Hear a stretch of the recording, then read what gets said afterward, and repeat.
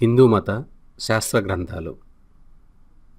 ఈ వీడియోలో హిందూ శాస్త్ర గ్రంథాలు ఎన్ని, అవి ఏమిటి, అందులో ఏం చెప్పబడింది తదితర విషయాల గురించి ఇందులో తెలుసుకుందాం. శాస్త్రం. అసలు శాస్త్రం అంటే ఏంటి? శాస్త్రం అంటే శాసించి బోధించేది అని అర్థం. ఏం బోధిస్తుంది అంటే చతుర్విధ పురుషార్థాలను బోధిస్తుంది. ఏమిటా చతుర్విధ పురుషార్థాలు అంటే ధర్మము, అర్థము, కామము, మోక్షము. ఈ నాలుగింటిని చతుర్విధ పురుషార్థాలు అంటారు. ఈ చతుర్విధ పురుషార్థం సంబంధించి ఈ మన శాస్త్రాల్లో సంపూర్ణంగా చర్చించబడింది. కాబట్టి ఈ శాస్త్రాలను తెలుసుకోవడం మనకి ఎంతైనా ముఖ్యం. ఇప్పుడు ఈ శాస్త్రాల్లో ప్రధానమైనవి మనకి వేదం. వేదం అంటే విద్య. దేనికి సంబంధించిన విద్య? మానవ జీవితానికి సంబంధించిన విద్య, సృష్టికి సంబంధించిన విద్య. ఈ వేదాల్లో మనం ఇంతకుముందే తెలుసుకున్నట్టు చతుర్విధ పురుషార్థాలకు సంబంధించిన పూర్తి జ్ఞానాన్ని అందిస్తాయి. కాబట్టే వేదాన్ని జీవన ప్రమాణం అని అంటారు. వేదాలు పురుష బుద్ధి జన్యమని కావు. ఇవి భగవంతుని ప్రసాదం. వీటిని ఋషులు తమ తపశ్శక్తి ద్వారా దర్శించి వాటిని వారి శిష్యులకు బోధించారు. ఈ వేదానికి పలు రకాల పేర్లు ఉన్నాయి. అవి అపౌరుషేయాలు. ఎందుకంటే ఇవి పురుష బుద్ధి జన్యమని కావు, సాక్షాత్తు పరమేశ్వరుని ప్రసాదం. కాబట్టి వీటిని అపౌరుషేయాలు అంటారు. అలాగే శృతి. గురువు ఉచ్చరించిన దాన్ని విని అదే విధంగా శిష్యుడు ఉచ్చరిస్తూ నేర్చుకుంటాడు. కాబట్టి వీటిని శృతులు అని కూడా అంటారు. అలాగే అనుశ్రవం. గురువు ఉచ్చరించిన దాన్ని సరిగా తిరిగి అదే విధంగా శిష్యుడు ఉచ్చరిస్తూ ఉంటాడు. కాబట్టి అనుశ్రవం అని అంటారు. అలాగే త్రయి. త్రయి అంటే ఋగ్వేదము, యజుర్వేదము మరియు సామవేదం.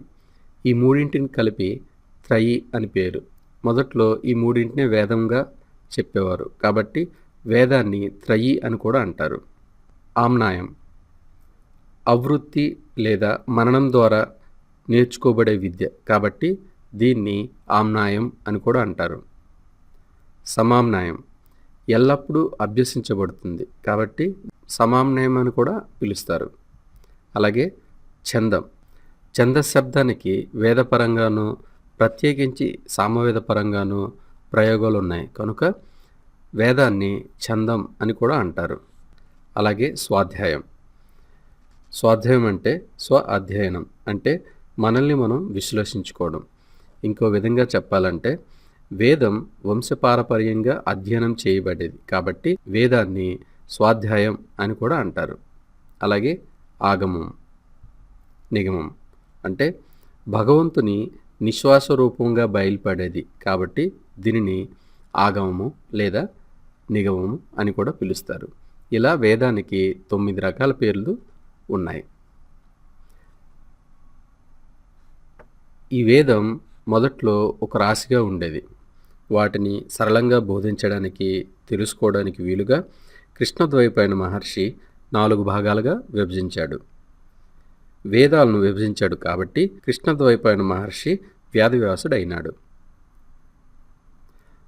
ఆ వేదాలు 4 ఏంటంటే ఋగ్వేదము, యజుర్వేదము, సామవేదము, అథర్వణ వేదము. ఋగ్వేదము పద్య రూపంలో ఉంటుంది. యజుర్వేదము గద్య రూపంలో ఉంటుంది. సామవేదము గాన రూపంలో ఉంటుంది. అథర్వణ వేదాన్ని అథర్వ, అంగీరస మహర్షులు అందించారు. ఈ 4 వేదాలు సుమారుగా ఒకటే. ఈ వేదాల్లో విషయము మంత్రాల రూపంలో ఉంటుంది. మంత్రము అంటే మననం చేసేది అని అర్థం. మంత్రాన్ని స్వరబద్ధంగా మననం చేయడం ద్వారా పుణ్యం లభిస్తుంది అంటారు. అదే మంత్రాన్ని అందులో ఉన్న భావాన్ని అర్థం చేసుకొని అవగాహన చేసుకున్నందువల్ల మనకి జ్ఞానం లభిస్తుంది. తద్వారా మోక్షం సాధ్యం. వేదాన్ని అనుసరించేవాడిని వైదికుడు అంటారు. ఈ వేదాల్లో చెప్పబడిన విషయాన్ని బట్టి 4 భాగాలుగా విభజించారు. అవి సంహిత భాగం, బ్రాహ్మణము, అరణ్యకము, ఉపనిషత్తులు. సంహిత ఇది వేదాల్లోని మంత్రభాగము. స్తోత్రాలు, ఆవాహనలు ఇందులో ఉంటాయి. బ్రాహ్మణం సంహితలోని మంత్రమును గాని శాస్త్ర విధిని గాని వివరించేది. యజ్ఞ యాగాదుల్లో వాడే మంత్రాల వివరణను తెలిపే వచన రచనలు. ఇది గృహస్థులకు ఎక్కువగా ఉపయోగపడుతుంది. అరణ్యకములు అనగా అడవులకు సంబంధించిన విషయాలు, వివిధ కర్మ యజ్ఞ కార్యముల అంతరార్థాలను వివరించేవి. ఇవి బ్రాహ్మణములకు, ఉపనిషత్తులకు మధ్య స్థాయిలో ఉంటాయి. ఇవి కూడా బ్రాహ్మణాల్లాగానే కర్మ విధులను ప్రస్తావిస్తాయి, కానీ వాటిలో కర్మల యొక్క భౌతిక భాగం ఉండదు. కర్మల వెనుక ఉన్న నిగూఢమైన తత్వాల మీద ధ్యానానికి అరణ్యకాలు ఎక్కువ ప్రాధాన్యత ఇస్తాయి. సన్యాసాశ్రమం తీసుకోవడానికి ముందుగా వానప్రస్థంలో ఉన్న వారికి అరణ్యకములు ఎక్కువ ఉపయోగకరం. తర్వాత ఉపనిషత్తు భాగం. ఉపనిషత్తులు అంటే బ్రహ్మ విద్య, జీవాత్మ, పరమాత్మ, జ్ఞానము, మోక్షము, పరబ్రహ్మ స్వరూపమును గురించి వివరించేవి. ఇప్పుడు సంహిత, బ్రాహ్మణం వీటిని కర్మకాండ అంటారు. అలాగే అరణ్యకం ఉపాసనకాండ అంటారు. ఉపనిషత్తు భాగాన్ని జ్ఞానకాండ అంటారు. కర్మకాండ, ఉపాసనకాండ దీన్ని వేదపూర్వమని, జ్ఞానకాండను వేదాంతమని అంటారు. ఈ వేదపూర్వము అపరా విద్య అంటే ఈ భాగంలో మనకి ఇహలోకానికి సంబంధించిన కర్మలు, విధులు తదితర విషయాల గురించి తెలియజేస్తుంది. కాబట్టి ఈ భాగాన్ని అపరా విద్య అంటారు. అలాగే వేదాంతాన్ని పరావిద్య అంటారు. పరలోకానికి సంబంధించిన, మోక్షంకి సంబంధించిన జ్ఞానం ఉంటుంది కాబట్టి ఈ వేదాంతాన్ని పరావిద్య అంటారు. వేదాంగములు వేదార్థాన్ని క్రమబద్ధంగా తెలుసుకోవడానికి, ఆచరణలో పెట్టడానికి ఉపయోగించే వేదాంగాలు. వీటిలో కొన్ని వేదార్థాన్ని తెలుసుకోవడానికి ఉపయోగిస్తే, మిగతావి వేదం చేత ప్రతిపాదించబడిన ధర్మాన్ని అనుష్ఠించడానికి సహాయం చేస్తాయి. వేదం అతి గంభీరమైనది. దాన్ని సరిగా అర్థం చేసుకోవడానికి ఏర్పడినవే ఈ వేదాంగాలు. ఇవి 6: ఛందస్సు, కల్పశాస్త్రము, జ్యోతిష్శాస్త్రము, నిరుక్త శాస్త్రము, శిక్షాశాస్త్రము, వ్యాకరణ శాస్త్రము. వేదానికి ఛందస్సు పాదాలు, కల్పము హస్తాలు, జ్యోతిష్యము నేత్రం, నిరుక్తం శ్రవణేంద్రియం, శిక్ష ప్రాణం, వ్యాకరణం ముఖం అని పాణినీయ శిక్ష చెబుతుంది. ఈ అంగాల స్వరూపం తెలియందే వేద హృదయము సరిగా అర్థం కాదు. ఛందస్సు అనేది వేద మంత్రాల్లోని అక్షరాలను కొలిచేది. శబ్దాల అర్థాలను వివరిస్తుంది. ఇది ఛందో విచితి అనబడు 8 అధ్యాయములు గల ఛందో శాస్త్రము. దీనిని పింగళుడు రచించెను. మంత్రముల యందు గల వృత్తి విశేషములు బోధించును. అలాగే కల్పశాస్త్రం వేద యజ్ఞం కోసం చేయాల్సిన యాగశాల, వేదిక ఎట్లా ఉండాలి అనే విషయాలను తెలిపేదే కల్పకం. ఇది ఆయా మంత్రమును పఠించుచు చేయవలసిన కార్యములను బోధించును. అశ్వలాయనుడు, సాంఖ్యాయనుడు మున్నగువారు ఈ శాస్త్రమును రచించిరి. అలాగే జ్యోతిష్శాస్త్రం మనము ఆచరించాల్సిన పనులు ఎప్పుడు, ఏమి, ఎట్లా చేయాలో తెలిపేది. చంద్రుడిని బట్టి, సూర్యుడిని బట్టి, ఋతువులను బట్టి కాలాన్ని చెబుతుంది. దీన్ని లగధుడు, గర్గుడు మొదలైన వారు రచించారు. తర్వాత నిరుక్త శాస్త్రం వేద మంత్రాల్లో గల కఠిన పదముల భావమును బోధించును. దీనిని యాస్కుడు రచించెను. తర్వాత శిక్షాశాస్త్రము వేద శబ్దాల మూలాలు, ధాతువులను బట్టి ఆయా శబ్దాల ఉచ్చారణ, స్వరములని చెప్పేది. వేదాన్ని ఎట్లా పలకాలో తెలుపుతుంది. దీనిని పాణిని మహర్షి రచించెను. తర్వాత వ్యాకరణ శాస్త్రం సుశబ్ద, అపశబ్దాలను బోధించును. దీన్ని కూడా పాణిని మహర్షి రచించెను. ఇది ఆధునిక భాషా శాస్త్రములకు మూలం. ఇందులో 8 అధ్యాయాలు ఉన్నాయి. ఈ 6ని షడాంగాలు అంటారు, లేదా వేదాంగాలు అని పిలుస్తారు. తర్వాత ఉపాంగములు లేదా దర్శన శాస్త్రాలు, వీటినే షడ్దర్శనాలు అని కూడా అంటారు. ఏమిటి 6 దర్శనాలు అంటే సాంఖ్యశాస్త్రము, యోగశాస్త్రము, న్యాయశాస్త్రము, వైశేషిక శాస్త్రము, పూర్వమీమాంస శాస్త్రము, ఉత్తరమీమాంస శాస్త్రము. భగవంతునికి సంబంధించిన ధర్మములు తెలుపు శాస్త్రములు ఇవి. సాంఖ్యశాస్త్రము. ప్రకృతియే విశ్వ సృష్టికి మూలము. ప్రకృతిలో చేయు పనులన్నీ సత్వరజో తమో గుణములు కూడినవని, ఆ చేష్టలతో సంసారను జీవుడు బంధించబడుచున్నాడని, ఈ ప్రకృతి పురుషుల భేదము గ్రహించి ప్రకృతిని విడిచుటయే మోక్షమని సాంఖ్యశాస్త్రం బోధించున్నది. తర్వాత యోగశాస్త్రం. దీన్ని పతంజలి మహర్షి రచించాడు. మనోనిగ్రహమునకు విధానములు బోధించబడినవి. యమము, నియమము, ఆసనము, ప్రాణాయామము, ప్రత్యాహారము, ధ్యానము, ధారణ, సమాధి అను 8 విధానముల ద్వారా మానవుడు ప్రకృతి పురుష వివేకం పొంది ముక్తిని పొందునని ఈ శాస్త్రం బోధించుచున్నది. తర్వాత న్యాయశాస్త్రము మరియు వైశేషిక శాస్త్రం. న్యాయ దర్శనము గౌతముడు, వైశేషికమును కనాద మహర్షి ప్రవర్తింపజేసిరి. విశ్వమును సృష్టించువాడు ఈశ్వరుడు. జీవులు భగవంతుని కొరకు కర్మలు నిర్వహించి మోక్షం పొందుదురని, వారికి సుఖదుఖాలు ఉండవని ఈ దర్శనములు బోధించున్నవి. తర్వాత పూర్వమీమాంస, ఉత్తరమీమాంస. పూర్వమీమాంస దర్శనకర్త జైమిని. ఇది యజ్ఞయాగాది కర్మల ప్రాముఖ్యతను తెలుపుచున్నది.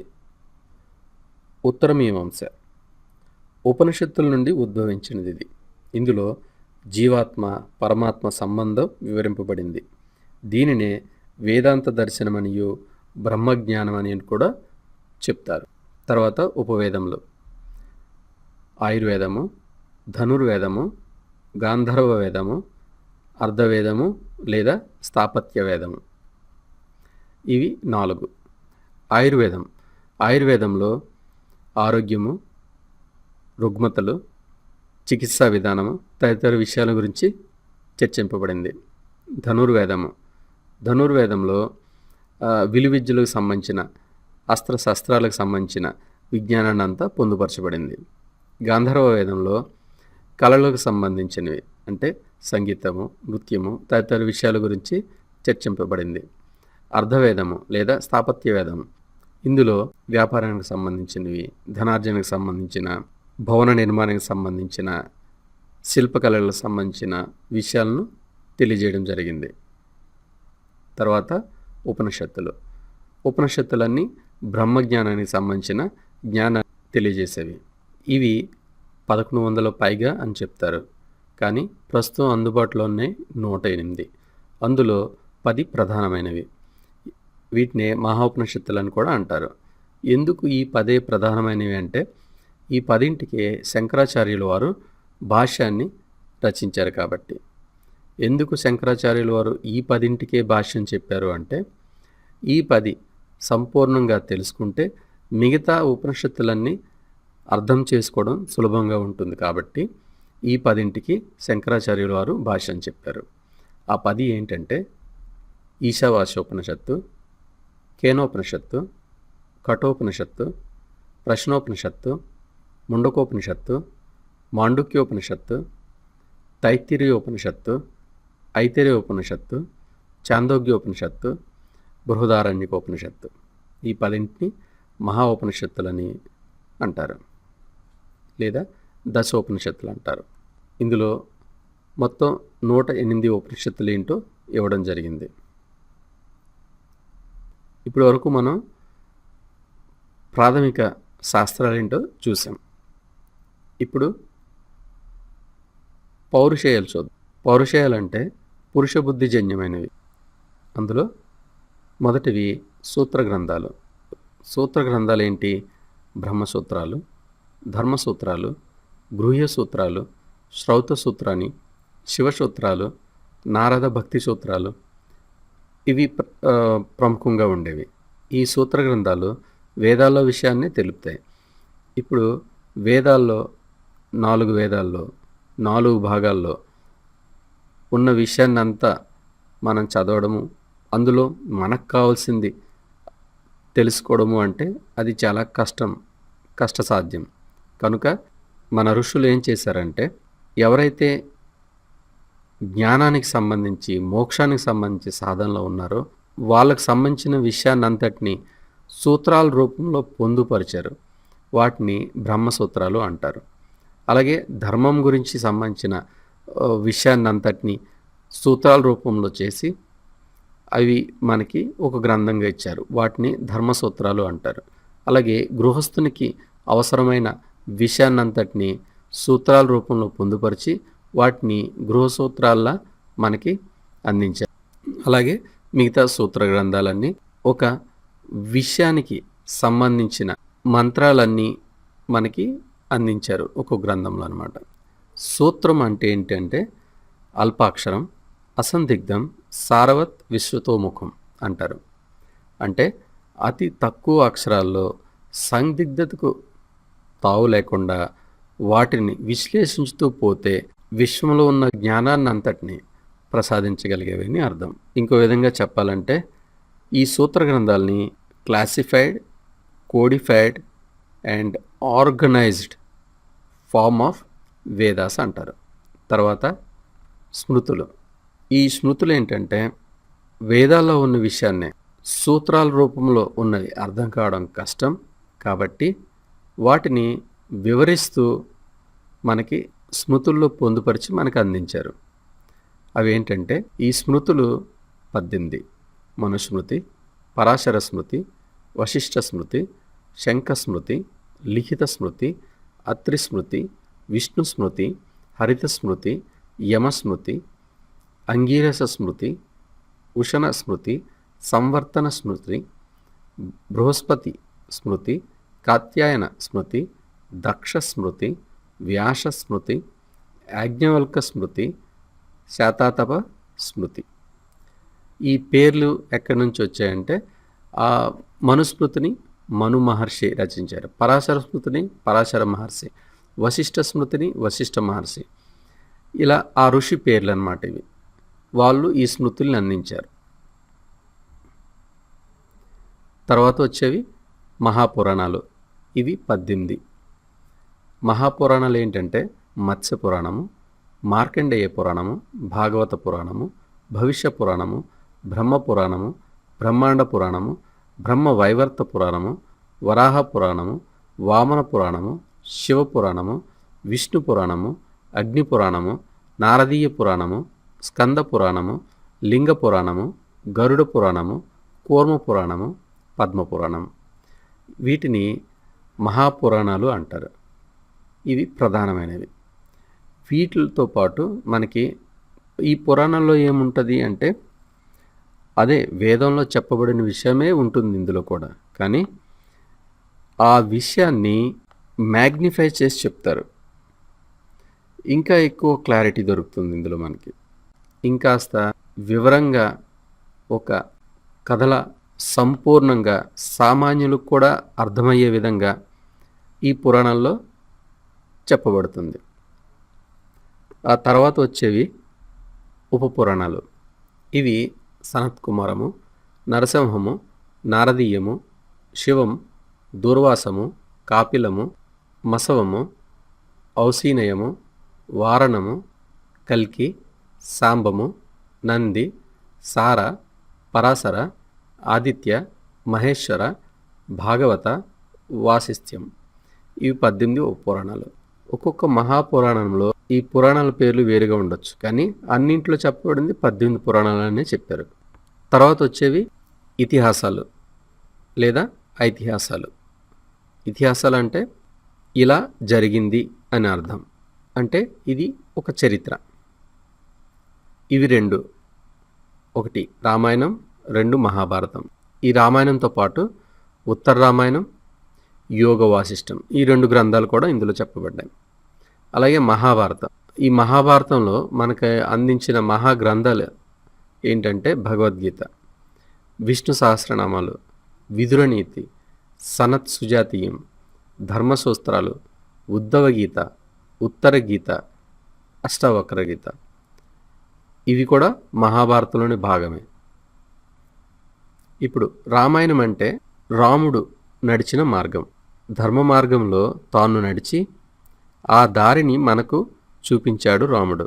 అదే రామాయణం యొక్క రామాయణము సాక్షాత్తు వేద స్వరూపమే అంటారు. మహాభారతాన్ని పంచమ వేదంగా చెప్తారు. ఇందులో ఉండేది ఎక్కడైనా ఉంటుంది, ఇందులో లేనిది ఎక్కడా లేదు అని వ్యాస మహర్షి చెప్తారు. ఇందులో ఏం తెలపబడింది అంటే, మహాభారతంలో పాండవుల ఉత్తమ చరిత్ర, కౌరవుల దుర్వర్తము చక్కగా ఆవిష్కరించబడ్డాయి. పాండవులు ధార్మిక, సాత్విక, దైవీ శక్తులు. కౌరవులు అధార్మిక, రాజస, తామసిక, అసురీ శక్తులు. ఈ 2 రకాల శక్తుల నడుమ జరిగిన సంఘర్షణే కురుక్షేత్ర సంగ్రామం. ఈ మహాభారతాన్ని ధర్మతత్వజ్ఞులు ధర్మశాస్త్రంగాను, ఆధ్యాత్మికవేత్తలు వేదాంత గ్రంథంగాను, నీతి కోవిదులు నీతి శాస్త్రంగాను, కవి శ్రేష్ఠులు మహాకావ్యంగాను, లాక్షణికులు సర్వలక్ష్య సంగ్రహంగాను, ఐతిహాసికులు మహా ఇతిహాసముగాను, పౌరాణికులు బహు పురాణ సమూహముగాను ప్రశంసించారు. అన్ని వేదాంగ విషయములు ఇందులో తెలపబడినవి కాబట్టే మహాభారతము పంచమ వేదంగా ప్రసిద్ధికెక్కింది. తర్వాత ఆగమాలు, వైష్ణవ ఆగమాలు, శైవ ఆగమాలు, శక్తి ఆగమాలు. ఆ తర్వాత భాష్య గ్రంథాలు అంటే కామెంటరీస్. ఇవేం తెలుపుతాయి? వేదాంత పురాణ ఇతిహాసాలను వివరించే గ్రంథాలు, అద్వైత సిద్ధాంతాన్ని నిరూపించేవి. కూలంకషంగా అందులో విషయాన్ని చర్చించి సామాన్యులకి అతి సామాన్యులు కూడా అర్థమయ్యే విధంగా వారి వారి కోణాల్లో మహర్షులు మహానుభావులు భాష్యాలు చెప్పారు ఒక్కొక్క గ్రంథాన్ని తీసుకొని. వీటినే భాష్య గ్రంథాలు అంటారు. ఇందులో ప్రముఖమైన వ్యక్తి జగద్గురువు శ్రీ ఆదిశంకరాచార్యులు వారు. ఇతను మనకి భాష్య గ్రంథాలను అందించారు, అలాగే ప్రకరణ గ్రంథాలు అందించారు, అలాగే స్తోత్రాలని ఇచ్చారు. ఈయన బ్రహ్మసూత్రాలని వివరించడానికి బ్రహ్మసూత్ర భాష్య గ్రంథం రచించారు, భగవద్గీతకి భాష్య గ్రంథం రచించారు, అలాగే ఉపనిషత్తులకి భాష్య గ్రంథాలను రచించారు. ఈ భాష్య గ్రంథాల వలన మనం ఆయా ఉపనిషత్తుల్ని, బ్రహ్మసూత్రాలని, భగవద్గీతని సరిగ్గా సరైన అవగాహనతో అర్థం చేసుకోవడానికి ఇవి మనకి ఎంతో తోడ్పడతాయి ఈ భాష్య గ్రంథాలు. అలాగే ప్రకరణ గ్రంథాలు, అవి వివేక చూడమని, తత్వబోధ, ఆత్మబోధ, అపరోక్ష అనుభూతి, సాధనా పంచకం, పంచీకరణ, మనీషా పంచకం, ఉపదేశ సహస్రి, శతశ్లోకి, దశశ్లోకి, ఏకశ్లోకి, అతి పంచకం, వాక్యసుధ, వాక్యవృత్తి, సిద్ధాంత తత్వవిందు, నిర్గుణ మానస పూజ, ప్రశ్నోత్తర రత్నమల్లిక, ప్రబోధ సుధాకర, స్వాత్మ ప్రకాశిక. ఇవి ప్రకరణ గ్రంథాలు. మీరు వేదాలని చదవాలనుకున్నా, వాటిని అర్థం చేసుకోవాలనుకున్నా, మొదట మీరు చదవవలసినవి, అర్థం చేసుకోవాల్సినవి ఈ ప్రకరణ గ్రంథాలు. ఇవి చదివిన తర్వాత మీరు వేదాంతాన్ని కానీ వేదాన్ని కానీ అధ్యయనం చేస్తే సులభంగా మరియు సరైన అర్థాన్ని అర్థం చేసుకోవడానికి ఉపయోగపడతాయి ఈ ప్రకరణ గ్రంథాలు. అలాగే స్తోత్ర గ్రంథాలను కూడా రచించారు. అవి భజగోవిందం, శివానందలహరి, సౌందర్యలహరి, నిర్వాణ షట్కం, దక్షిణామూర్తి స్తోత్రం, గణేష పంచరత్నం, అన్నపూర్ణాష్టకం, కాలభైరవాష్టకం, కృష్ణాష్టకం, శారద భుజంగం, కనకధారా స్తోత్రం, భవానీ అష్టకం, శివ మానస పూజ, పాండురాంగాష్టకం, సుబ్రహ్మణ్య భుజంగం, కాశీ పంచకం, సువర్ణమాల, మహిషాసుర మర్దిని స్తోత్రం, మీనాక్షి పంచరత్నం, శ్రీ లక్ష్మీ నరసింహ కరావలంబ స్తోత్రం. ఈ స్తోత్రాలు మన చిత్తశుద్ధిని, భక్తిని పెంపొందించుకోవడానికి ఉపయోగపడతాయి. వీటిని ఏమంటారంటే భక్తి లయ కవిత సౌరభాలతో భగవంతుడిని అర్పించే సాధనాలు అంటారు. ఇంతకుముందు చెప్పబడిన ఇన్ని గ్రంథాలను చదివి అర్థం చేసుకొని సాధనలు చేయాలంటే ఒక జన్మ సరిపోవచ్చు అనిపిస్తుంది. అందుకని ప్రతి హిందూ లేదా ప్రతి సనాతన ధర్మాన్ని పాటించే వ్యక్తి తప్పనిసరిగా చదవలసినవి 3 గ్రంథాలు ఉన్నాయి. అవి ఏంటంటే బ్రహ్మసూత్రాలు, ఉపనిషత్తులు, భగవద్గీత. ఈ మూడింటికి శంకరాచార్య వారు భాష్యాన్ని రచించారు. కాబట్టి తెలుసుకోవడము, అర్థం చేసుకోవడం కాస్త సులభం అవుతుంది. అయితే ఇప్పుడు వరకు మనం చూసిన అన్ని గ్రంథాలు గురువు సమక్షంలో అభ్యసించడం సర్వోత్తమం. మనం సొంతంగా వీటిని చదివినా, అధ్యయనం చేయాలనుకున్నా, అందులో చెప్పబడిన విషయం మనకి సరైన అవగాహన అయిందని అనుకోవడం కొంచెం కష్టమే. ఎందుకంటే మనం చదివింది మన జ్ఞానాన్ని బట్టి, మనకున్న అవగాహన బట్టి మాత్రం మనకు అర్థమవుతుంది. అంతే తప్ప అందులో చెప్పబడింది, అందులో ఉన్న జ్ఞానం సరిగ్గా మనకి అవగాహన అయింది లేదు అని తెలుసుకోవడం కష్టమే. కాబట్టి ఉత్తమ గురువుల సమక్షంలో ఇది అభ్యసించడం ఎంతైనా ఉత్తమం. ధన్యవాదాలు.